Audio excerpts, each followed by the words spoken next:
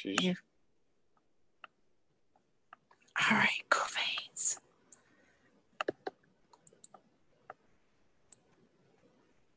All right, everybody, we're back. I've got Chess with me, and I tell you what a ride it has been tonight with technology. It kind of goes with the old saying, you just don't want to change horses midstream, and that's what I had to do. But Chess, thank you for being a great trooper. I'm glad that you were able to join us tonight and to be a part of Between the Pages Live. Hey, I'm glad to be here, Vicki. Thanks for having me. Well, go ahead. Looking forward to it. Me too, and I think everybody else, because it's we are really running behind the 8 ball tonight. But that's okay, as long as we don't get put in the corner pocket, right? That's right. So you are the author of an awesome inspirational book, and I tell you what, I have really enjoyed your book, and it's called Seek to Be Wise. We have it in the bookshop. Matter of fact, you just joined in with the family of Southern Pen authors about what, 2 months ago? Yep, that's correct. So Vicki, that one day that during the pandemic and all that kind of stuff, that I was really looking for options to promote my book, and I saw that you were open, and I contacted you, and you were kind enough to take a look at my book and put my book in the shop. And the other thing that you did for me is you introduced me to Chili's chili dogs, which is awesome. Oh my God. I tell you what, Chad is awesome. And he has, you're right, his hot dogs are and I like his buns. Yeah. Yeah. I can't go through Monroe now without stopping to get a chili dog. So it's been a problem. It's my fault. Well, you and I share a mutual friend, and that's Marlene Buchanan. Yeah. That her husband Snell actually coached me for a couple of years. I think when I was in the 7th, 8th, or 8th, 9th grade, and so so when I've actually when I was down at your place, I bought Marlene's book. Okay, and yeah. So it was great hearing her talk about Snell, who I knew, who I played for years ago. And to hear him talk about it, he's an awesome man. He was an awesome coach. And I've really enjoyed Marlene's book. Yeah, I tell you what, Marlene, I always say this, and one day she's just going to get me on saying this. And she knows I say it anyway. But I always say, if you can't afford entertainment, invite Marlene. Yeah, she's entertaining, and she's a very talented writer. Oh, yeah. You're exactly right about that. Her first book, Life is Hard, Soften It with Laughter, was really good. Now, I have not had a chance to read her second book, but if it's got Marlene's sense of humor and style in it, I'm pretty sure it's good. And that's what I've got her first book. So yeah, it's awesome. Well, she won the Georgia Independent Author of the Year award for first book this year. Yeah, I saw that. Congratulations, Marlene, if you're and tell Snow hello. I tell you, I love them. I love both her and Snell and their son James to death. I mean, they're just wonderful people to be around. And whenever you visit with them or in their presence, you always walk away with a smile and a light step in your step, Yeah. But now you grew up in a small, which is no longer small, but a small southern town. Tell us about where you grew up. Yeah, so I grew up in Grayson, Georgia in the 60s and 70s when it was, in fact, rural Georgia. And, it's certainly much different as today, that basically today it's a suburb of Atlanta, but it is one of the last cities in Gwinnett County who submitted to the growth. And so I had an awesome upbringing. Grayson back then was a wonderful place with great people. And so I sort of had an Opie Taylor childhood, with great parents, and all of my family lived around me. I lived on what was Britt Street. And so, my grandfather and grandmother lived next to me. My aunts and uncles lived down the street. And so my other grandmother, lived out on Highway 84, which you could sit on her front porch all afternoon and never see a car pass. And so it was a great place to grow up. And it helped shape me in how I view the world today. Exactly, and I know what you mean because I grew up in Washington, Georgia, and it was and I grew up in the rural part of Wilkes County, which was out in the country part. But I know exactly what you're talking about, and I before we were able to get you to join us tonight, I was telling everybody about the Southern Penn opening up a second location in Monroe. It's going to be inside Katie's downtown restaurant, which is going to open up Thanksgiving Day as Cindy B's. But I talked about how they do the family style lunch on Sundays. If you've ever eaten at the Dillard House, they do the family style. Well, Yeah, Katie's does the same thing, and it just takes me back to my childhood when we go there. yeah, it's yeah, that's the great past. Great path. Now you are an avid dog fan. Because you graduated UGA, and tonight's interview was kind of contingent on whether or not Georgia would be playing at home this weekend. And man, I was glad to see the schedule that the Dogs would be, between the hedges this weekend, and that you would be able to make it tonight because I was biting my fingernails on that one. Yeah, so I am a huge University of Georgia fan. That we talked earlier about my hobbies. My hobbies are, in fact, going to a live sporting event at the University of Georgia. I'm season ticket holders for football, baseball, basketball, women's basketball, women's gymnastics, and so I love being at a live sporting event. We've got a second place there in Athens, and there's nothing I like better to be in Athens and to be watching the University of Georgia live at one of their sporting events. So that's Oh, a big of what I love to do. That's my hobbies. well, I am right there with you. I bleed red and black. And, right after I married my husband, we moved to the Middle Tennessee area. And I lived up there for about 5 years. And I finally looked at him. I says, I can't deal with this orange anymore. I got to go back to Georgia. And I didn't come back home because I missed my family. I came back home because I missed Athens and the university and the Dogs. But man, what a game the Dogs gave us last weekend with Auburn. I mean, I think that old War Eagle's still looking for its tail feathers after the plucking they received. So tell me about what it was like being there in the stadium last weekend and getting to watch our quarterback that everybody just thought would never get to play do such an awesome job. Yeah, so the Arkansas game that week before last was the first game that I've missed in probably 12 years. So I go to all the away games, the home games. And so it was so good to be in Sanford Stadium last Saturday and watch the Dogs. I'd forgotten how much I love being in that stadium versus watching those games on TV. And so they really did. I mean, the cameras always showed the student section and that sort of thing, but the social distancing that they had throughout the stadium was that they did a phenomenal job, and it was a great atmosphere, and they did have 20 something thousand people in the stadium, and they were louder and they were enthusiastic. And so it really was a great environment. And anytime you beat Auburn, it's a great day. So it was a great start for the Dogs. And Stetson Bennett, man, the guy's playing with confidence.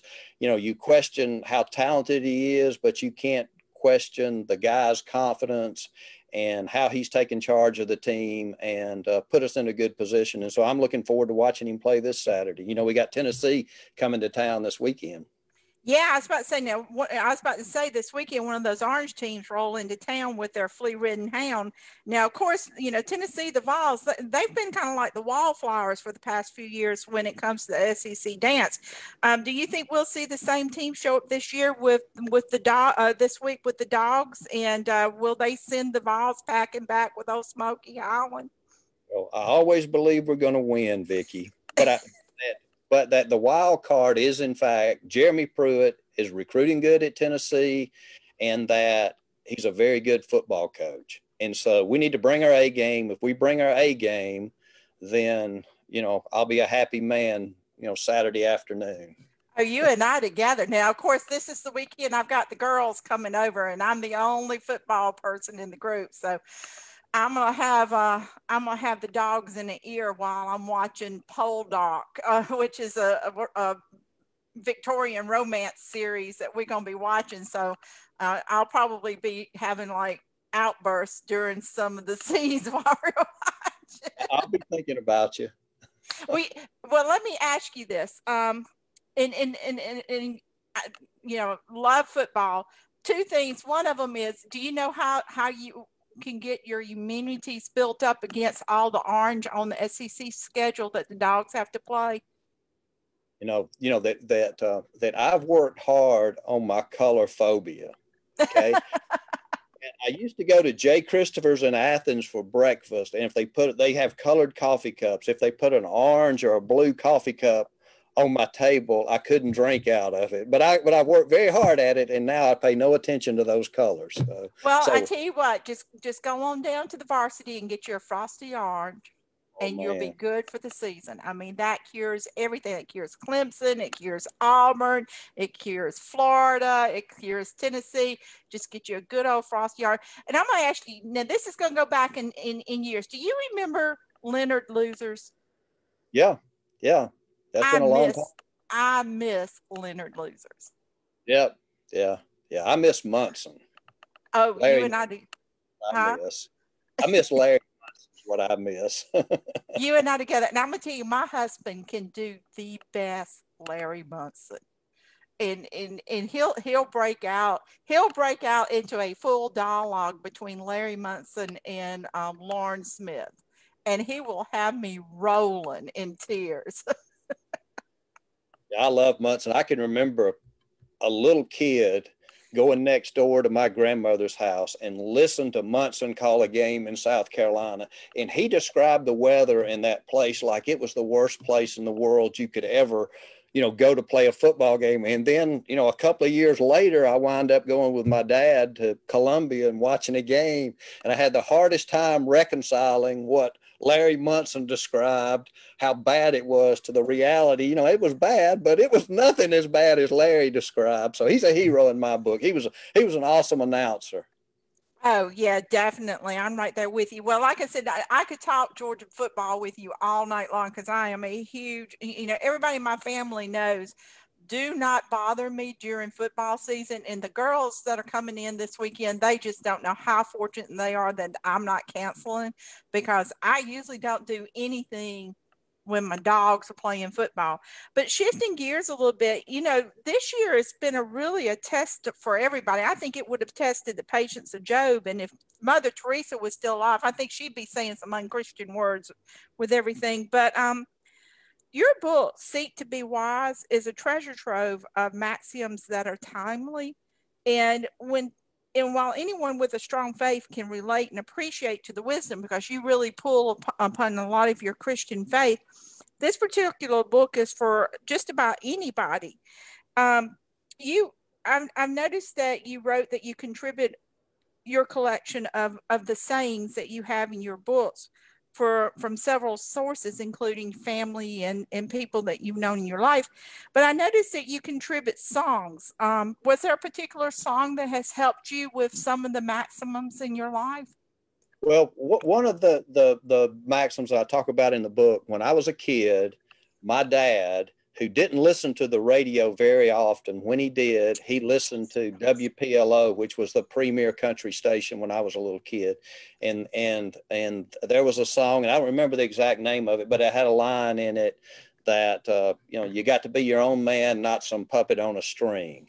And so that was one of the things that when I was a little boy that stuck in my mind, and it sticks in my mind, it's stuck in my mind my entire life. And so whenever, that as I go through life, I don't want to be a puppet on a string. I want to be my own man. I don't want to follow the crowd. And so I think that life, when it's guided by good guiding principles, you live a better life, you make better decisions, and life's better. Now, Vicki, I want to clarify one thing about the title. Now, it doesn't say that I am wise. Okay. It's that I seek to be wise. There's a big difference. Now, if you actually think you're wise, you're probably closer to a fool. And so what I try to do, and what I try to communicate in the book, is that as we seek to be wise, our lives get better. And so, and I'm not in the book, I'm not necessarily trying to tell people what to do as much as I'm trying to tell them what to think about, because I do believe in life, that life is always teaching, and there's always things happening in your life giving you insight in where you need to improve and things you need to do better.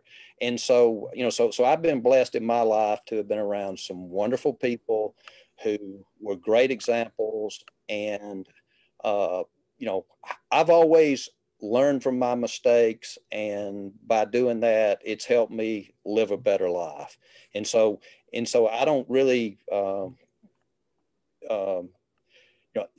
that I'm not asking people to necessarily believe what I believe. What I'm asking them, and if you notice the questions that are in the book at the end of each chapter, is to think about the things in their life and what they believe and what are the principles that are going to guide their lives so they'll live a better life. And you're exactly right. And I'm glad you talked about that, because that segues me into and we kind of talked about this a little bit before the show started, when I always like to kind of just have my little pre-game show with my authors. You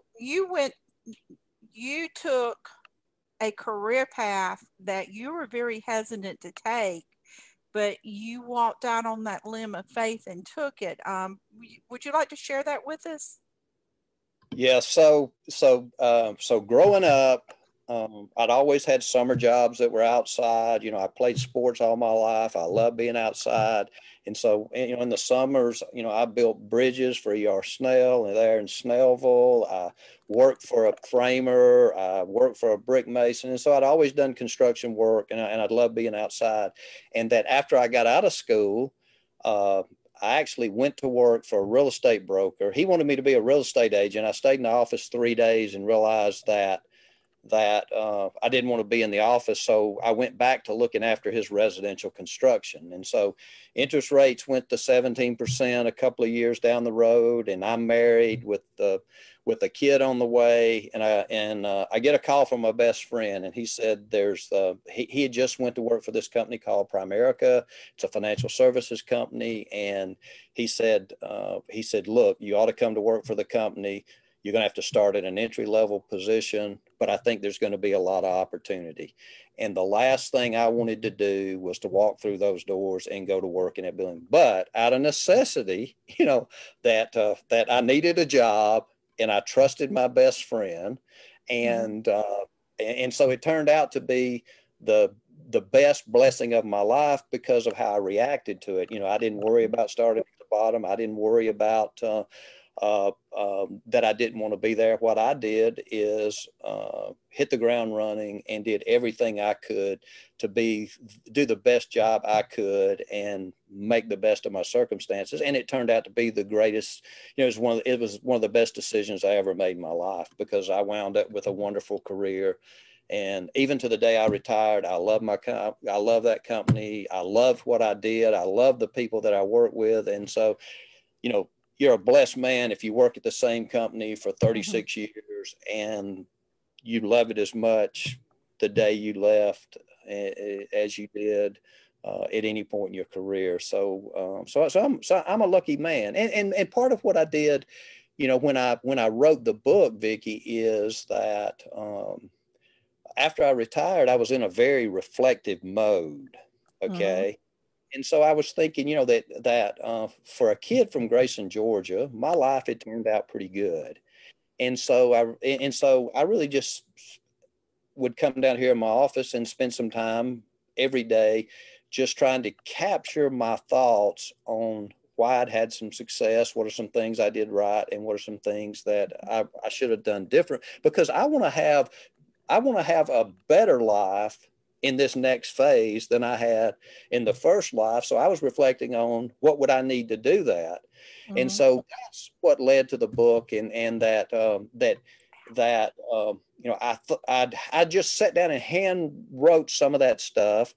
And after about 2 or 3 weeks, I thought maybe I had a couple of chapters, and I sent it to this lady that I work with, Monica Lewis, who's a wonderful lady and is an awesome writer in her own right. And she retired about the time I did. And she said, she helped me get it in an electronic format and gave me some good coaching and said, I think you're onto something. You just need to keep writing. And so the book is really a reflection of the things that I think helped me in the first part of my life, things that I hope will help me in the next part of my life, and that I felt led to share this message in hopes that it would help others think about what they needed to do to live a better, more abundant life. You know, and it's good that you did that. And, you know, you talk about a lot of one thing that has always driven you in your life is your quest to try to help others find the good in themselves and bring the good out of themselves and to seek the positive. And, you know, I think that I always say this about writers, and I always say this about people. We're just vessels. You know, God uses us in the most extraordinary ways, and it's not the most, he will use us in the most extraordinary ways, in the most ordinary ways. And, you know, he give you that gift to be able to allow, you know, your insight to flow onto the page. And, you know, you said earlier that, you know, you don't consider yourself to be wise, but you talk about wisdom a lot in the book. And, you know, when people think wisdom, they usually equate that to knowledge. You know, if somebody is wise or if somebody has wisdom, they have knowledge. Tell us, just share with us, what do you think wisdom is when you say that somebody has wisdom or somebody is wise? How do you define that? To me, wisdom is the ability to learn what life's teaching you. And like you said earlier, I think we each have our own unique message. Okay. And I think that life is always teaching each of us a unique message, that life is teaching us what we need to do to live a great life. And that, are we smart enough?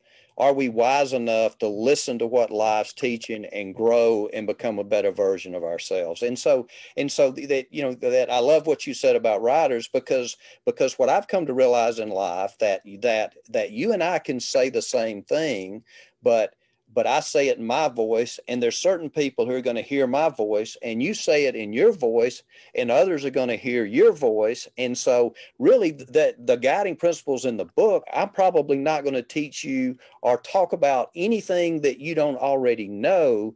I'm going to remind you of the things that possibly could help you live a better life. And so I think wisdom is action. I think wisdom is learning what life's teaching you. You know, it's not, to me, it's not, you know, and in a way it is, but to me, it's not Socrates, it's not Plato, it's not the Stoics.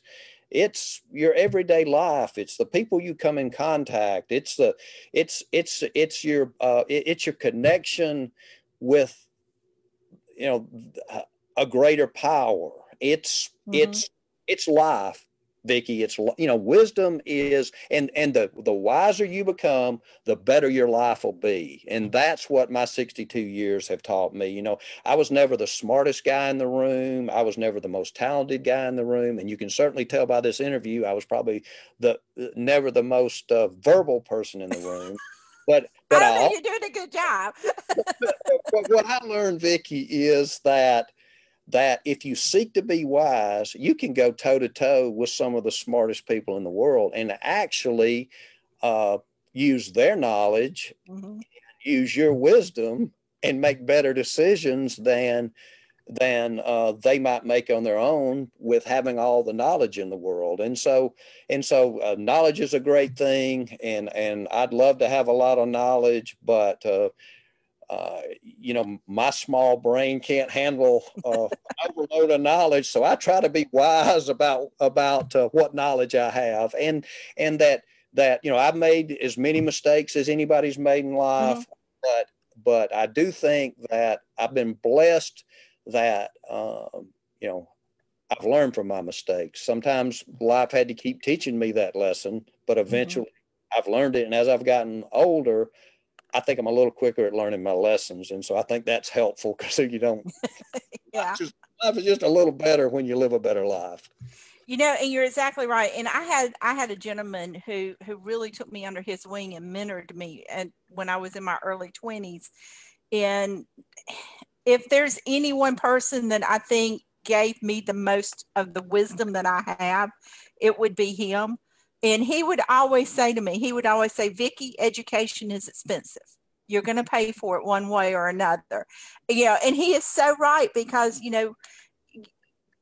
you can go out and do things and experience life and live life, and you're going to pay a price for that life lesson that you're going to get. And sometimes it's an expensive price, and sometimes you get the McDonald's value meal. And the bad part is life keeps teaching you that lesson till you learn. Exactly. Now you talked about one thing you've mentioned in your writings and in your bio and thing on your website is successful people who have influenced you. And when you think, when I think, when a person thinks, well, a successful person has influenced me, you want to think, somebody that's,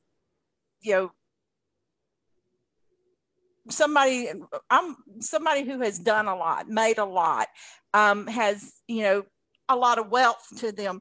But that's not always necessarily true. So who are some of the successful people that have impacted you? So I think that's absolutely right, Vicki. And so what surprised me when I reflected on my life was that so I've been blessed that through the business, I've known a lot of successful people, and I'm talking about people who are financially successful. Mm-hmm. Okay, you really got to define success, and that just having money doesn't make you a success. Living a good life and being a good person makes you a bigger success than money. Money will reveal typically what kind of person you are. And so, I think with good people, money brings out a better person, and in bad people, money brings out a bad person. But for me, I was surprised that when I really boiled down the things that had guided my life, it wasn't the successful people I'd met through my career. It wasn't famous athletes that I'd met. It wasn't any of those things. It was my mom, my dad. It was my friends that had imparted their wisdom with me. It was acquaintances that I might have just had a conversation with, and they said something that stuck with me the rest of my life. And so if you read through my book, that those maxims I didn't learn. That if I'd have wrote the book on how to win in business or how to be a great leader, it would have been an entirely different set of people I would have learned my lessons from. But to me, if you have that the principles to be successful, and I'm talking about not just financially successful, I'm talking about success in life where you're happy, where you love others, where you just where you're a person of character and a person of honor. If you have those things to be your foundation of how you build your life, then all the other things on how to be a good leader and how to win in business and all those other things come so much easier, because you're going to be guided by the right principles, and you're going to make good decisions where you're not trying to take advantage of people to make money. You're making money the right way, and you're just doing things the right way. So it is for me, Vicki. It's my mom was the moral compass for our family. Mm-hmm. My dad, he was unbelievable. He loved life as much as anybody, and that that he taught us how to get along with people. My dad never met anybody he didn't he couldn't get along with, and he didn't like it. Now, another piece of interesting fact is that my dad, he lied about his age when he was 15 years old and joined the Army, and he wound up spending 20 years in the Army and fought in World War II. He was in the European campaign until they met the Russians on the Ebb River. And then he fought in the Korean conflict, and then he retired. And when he retired, he was 36 years old, and he opened a fast food restaurant in South Georgia, him and his brother, the All-Star Drive-In. So I know Marlene and Snell, will know what I'm talking about. But he actually opened a restaurant, and it was the only place in Snellville at the time, you could get anything to eat that I remember. And certainly the only fast food place in Snellville. And so it was a gathering place of the community. And so, that was a great thing to be a part, because everybody in the community, from those who were successful to those who were laborers for brick masons, they all came together at that little gathering spot, and my dad knew them all, and made friends with all of them, and that helped me make a lot of friends. And so we talked about Snell Buchanan earlier, and that he knew my dad, and they were friends, and so that is one of the things that so my dad is in fact my hero. Okay, now he had his flaws, but that he was my go-to guy. He was my rock. He was the guy that I never wanted to disappoint, and he was the guy who if I had challenges in life, he was the person I wanted to talk to. He had a great perspective on life. He'd seen war up close. He rolled through in the 3rd Armored Division in World War II, right after a Nazi concentration camp was liberated. But he loved life. It didn't matter. You're talking about somebody who got excited about Georgia football. Okay, my dad would be ashamed with his excitement.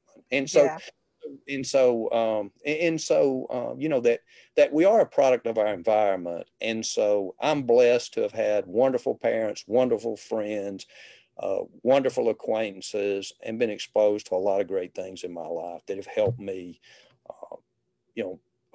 love life and be enthusiastic about being alive. Now, all that could change tomorrow. But you know what? You're exactly right. And that's something that I saw. One of the things that you talk about in the book is how you need to cherish the time with the people in your lives. And, you're so right about that, because we as humans, and I've said this before, I think God sometimes just laughs at us and just shakes his head, because we as humans, we just take so much for granted, and we just assume that, tomorrow's going to come for us. And one thing that's, there's been two deaths in my life that has really, really taught me that lesson the hard way. And the second one was the passing of my mom, which was very, very unexpected. I talked to her. My last conversation was about a 15-minute conversation, a really quick one on a Wednesday. And, I ended that conversation with, "I'll talk to you on Saturday. I'll call," because she was shopping. She was grocery shopping at Walmart. And she took the time she told me, she says, "Hold on for a minute. Let me get somewhere where I can talk to you." And she took the time to talk to me for about 15 minutes. And I was like, "Well, look, I know you're busy. I'll just catch you Saturday. I'll call you and talk to you Saturday." Well, Saturday come, and I was standing beside her hospital bed, and she was, she was she was just unconscious, unresponsive. She had suffered a traumatic brain injury on that Friday, and she never came out of it. So, that one area in your book really, really spoke to me. But you mentioned something too, and I think this is something that,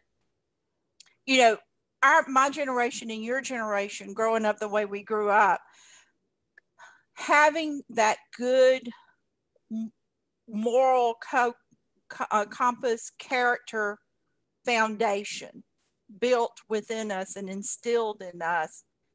I think that's something that's getting lost with the younger generations now, because our society has gotten to be so disposable, even in the relationships that we have, that a person's word doesn't carry as much value as it once did.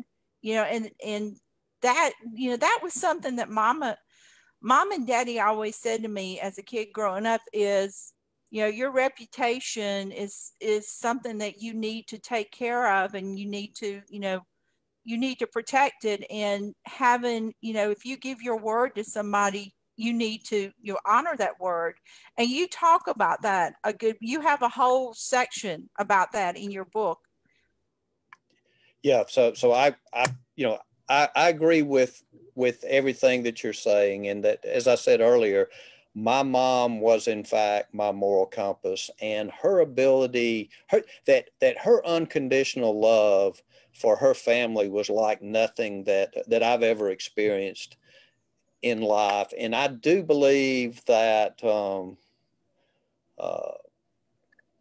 that that in life, to be a person of your word, to be a person who does what they say, that will set you apart from so many others. So, what do you want in life? Do you want to be successful financially? Do you want to be successful spiritually? Do you want to be successful as a parent, or a brother, sister, mother, father? Then people have got to be able to trust you, and they got to know that when you say something, that you're going to do what you say, And so for people who are looking to live a better life, they shouldn't forget that will set them apart from most people in the world. And it's terrible to think that, I'm certain that throughout history, there's been a certain percentage of the people that value that kind of thing and certain people that don't. And my heroes are the ones that value that, and that people who I think have had success in life, those kind of things matter.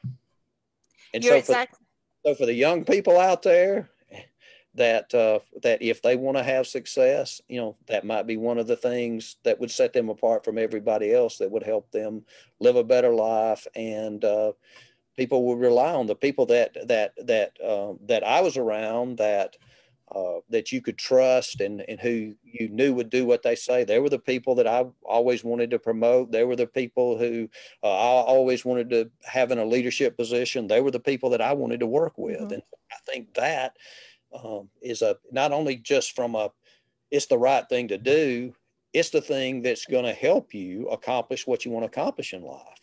Yeah, you're exactly right. And you talk about your mama a good bit, and you actually have a section in the book called that are maxims for moms, and one of them is do the right thing and the rest will come out in the wash. And when I read that, Southern mamas must have something about doing laundry and doing the wash as a metaphor, because mine always said, time will tell and it'll come out in the wash eventually when and she would always be getting at, the truth's going to come out eventually, just like the dirt comes out of the laundry. And so the way my mother used it was that, and I don't remember what I went to mom on, because I usually talk things over with my dad. And so it's really that when I did my reflection, while I always felt like my dad had been the biggest influence on my life, when I reflected on my life, my mom had actually been the biggest influence on my life. And I'm blessed that she's still alive. She's 85 years old. She still lives there in Grayson, in the house that I grew up in. So I'm blessed from that standpoint. But I kind of lost my chain of thought there. Where were we talking about? We were talking about mamas and wash and metaphors. Yeah. So I went to mother on something, and she didn't tell me what to do. She said, son, do the right thing and the rest will come out in the wash. And what she was saying to me was that you got a hard decision here to make, and you got to do the right thing. And there's going to be some consequences of what you do. And and if you do the right thing, it's not going to be the easy thing. But if you do the right thing, when everything sort of washes itself out, you'll be in a better spot than if you try to do something that isn't the right thing. And so of all the things in my life, that 3-minute conversation with my mother stuck in my mind. And that's how I made most of the major decisions in my life. In my business career, you're making decisions that affects people's lives. Who's going to get promoted? There were times when you might have to terminate somebody. You made decisions on compensation that affected people's lives, and that that I always tried to let that be my guiding principle, that I wanted to do the right thing, and that I don't think it's just doing the right thing. I think it's even more how you execute on the right thing. You know, if you're going to promote somebody and there's 3 other people who are their peers, they all think they ought to get that promotion. And so you don't want to be in a group of people and make that announcement without, you know, having done the right thing and spent some time with those 3 people and letting them know, so they're not surprised in a group of people by an announcement that you make. So thinking about people is a big part of doing the right thing, and executing on the right thing is more than just making a decision. It's thinking through the consequences and how those consequences are going to affect other people. You're exactly right, and I know where you're coming from with that, because you know I've had to experience some of those similar decisions in a previous career that I had. Now, one of the things you talk about in your book, which I think it was a really good topic to address, which is anger. And you said why anger is an enemy. And when I was reading through some of the titles in your book, I could just hear my family in the background, because my Uncle Marvin always had a saying for me when I would get upset or I get angry or mad about something when I was a kid. You know, everybody said I could ride to town on my bottom lip because I'd poke it out and pout. But my Uncle Marvin would just always look at me. He says, Vicki, you're in the same clothes you got mad in. You're in the same clothes you can get glad in. Yeah, yeah, that's so true, Vicki. And so what I've learned in life, that there's never been a time where anger was the answer. Okay.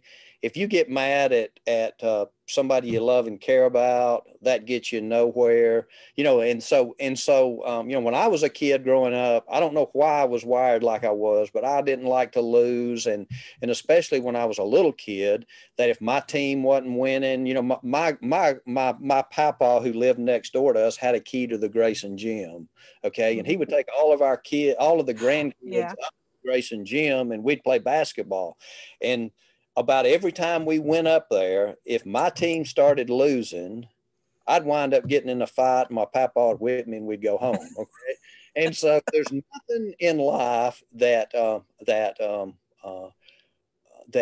well, you know, if it was in business, okay, where, you know, you knew that the people you were working with was about to do something that you didn't believe was going to be in the best interest of the company, or you didn't think that, you know, you thought that was going to get us beat, you know, that I had a tendency to get angry, not physically angry, but just angry. And the times when I kept a cool head, you know, you didn't go through that process where you just wound up with each person defending their position and not really, you know, working on the solution to the problem. And so, you know, in the book I talk about, you know, I read a book one time about Arthur Ashe, the great tennis player who was playing tennis in the segregated South. And he said, you know, his coach gave him some great advice, that he did not need to get angry at the crowd because of their prejudice. Don't get angry at the line judge because of their prejudice, because if he did, it was going to limit what he was going to be able to accomplish in the future. And so that always stuck with me. So everything in life, I coached baseball with in the summers with my high school coach, and I coached my kids. And so,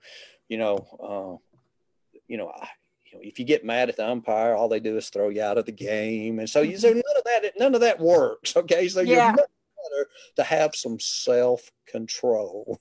Yeah, exactly. You're so right. And my mother-in-law gave me some really good advice about anger. And she says, the thing is you can be angry at somebody, but you're only hurting yourself, because they're going to get up tomorrow morning and go through life as if nothing's wrong, because your anger is not going to disrupt them. It's going to disrupt you. Yeah. It actually makes them happy that you're angry. Yeah, exactly. Great advice. Another saying, and this is one I grew up all the time. My daddy said this all the time: can't, never, could. Yeah. Yeah. And so, yeah, so that was, that was my mother that, and it really, where she used it the most was when I've written a book, but I can barely spell by name. Thank God that now today, anything you want to spell, it's in the touch of your fingers or whatever. And so, but I hated to learn spelling words. Okay. Mm-hmm. And so, but my mother was determined that if you had spelling homework, you had to learn to spell all those words. And so, and that was one, if I said, I can't spell that word, she would say, can't, never could. Yeah. And that stuck with me the rest of my life. And that if you read about successful people, if you study people that are great at getting things done, if you say can't, okay, Mm-hmm. then you probably can't. But if you say can, you never know. I mean, can't instills faith that it could be possible, Mm-hmm. okay, and that a can't instills doubt, and doubt can be can limit what you're able to accomplish in life. And so, I thank God every day for my mother teaching me that lesson early on, and and that everything in life, you're always better off to start with can. Now and hopefully if you get a group of people who believe they can do something, then you can do some pretty phenomenal things. Oh, you're so right. You're so right. And much to my husband's detriment, my mama always taught me too, if there's a will, there's a way. And bless my husband's heart, he just knows that when I get my mind set on something, it's going to happen. And it's because of that. It's because mama always said, if there's a will, there's a way. That little ant moved that rubber tree plant. So, you can do it too, That's right. And one more quick little thing that I loved in the book too is, and it was, you address ifs and ands. And I have to look back around to my Uncle Marvin. I loved my Uncle Marvin to death, and we lost, and the whole family lost him several years ago, and he was our rock. He was my dad's brother, and he was the family rock. And I would be going around going, well, if, and he would look at me and says, Vicky, if a bullfrog had wings, he wouldn't butt his butt every time he hopped. Yeah. Yeah. And so that's, that was, so my mother sort of modified, an older saying, and the original saying, you interpret it much different than mom actually did. But, if you ever said, well, if we just, if I could just sleep a little longer, and she'd say, well, if ifs and ands were pots and pans, we wouldn't have to buy any. And so, and so that stuck with me my entire life. And it's helped me when I started making excuses and with ifs, ands, or buts. I mean, you gotta, you can't let that limit your life. You're so right. And just to kind of wrap up, Chess, because I know we've kind of ran over a little bit late tonight, but I kind of did that because we got such a late start. Guys, Chess's book really, really tackles a lot of great life experiences, and some of the things, and we've talked about a lot of them, but another thing too is the importance of patience and the futility of self-pity. And I just know that it is so easy to become impatient, and it's so easy, and especially now with everything that's going on with us, and our whole lives have just been turned upside down, our way of life and our daily routines, that it's easy to fall into that self-pity party, that the woe is me. I always called it the woe is me. But while Chess shares a lot of his faith in the book, in his book, the book, I would recommend it for any age. And it's special with everything we've gone through this year. I think it would help. It would just give a ray of sunshine on kind of helping cope with trying to survive 2020 and all the curveballs it has thrown us. Jess, I want to say thank you so very much for joining us tonight. Thank you for your patience while I work through all our technical difficulties. And will you do me one favor Saturday? What's that, Vicki? Will you yell extra loud for me? I will do that. Okay. And then, Vicki, I appreciate you being kind enough to feature my book, and I've loved our conversation tonight. And thanks for having me. Oh, you're welcome. It's actually been my pleasure, and we will have your book in both locations, in our retail location in the Mercantile, and it'll also be available in the in Cindy B's gift shop when we open up that area. And the gift shop's going to be under Southern Penn's book, Southern Penn's name. But also, I'd love to, talk about maybe having you come back and visit us again after the first of the year. Is there going to be a second book? That remains to be seen. Okay. So probably much different than most of the people that you interview. I never dreamed of writing a book. I never, this wasn't some, I didn't retire to write a book. It wasn't a lifelong dream to write a book. That I was led to write the book. And so whether or not I write another book will be if I feel like life's leading me to write that book. And so right now, I'm so glad that I wrote the book for a lot of reasons related to what you said just a few minutes ago, that, I've had people call me and say, Chess, that your books helped me get through this chaos in life and all that kind of stuff. And so the good news about life, if your life's guided by good, sound principles to live by, you live the same regardless if times are good or if you're faced with a pandemic. And I've been blessed that other than it's limited what I can do, and I've had a few friends who have gotten sick, it hadn't, other than, change my lifestyle. I have total empathy and can't imagine what a lot of these other people are going through. But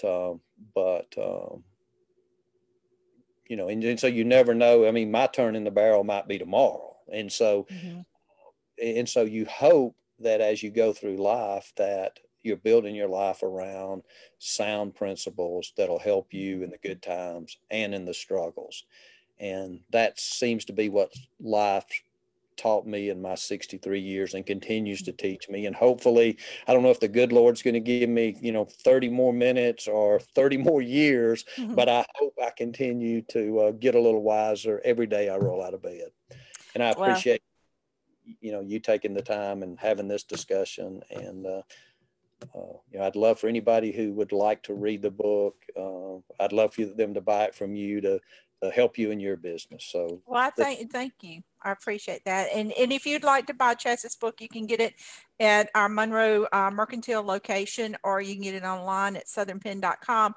And Chess, you do some speaking engagements. So if anybody would like to invite you to come speak to their group or organization, they can contact you through your website, ChessBritt, BRITT.com, right?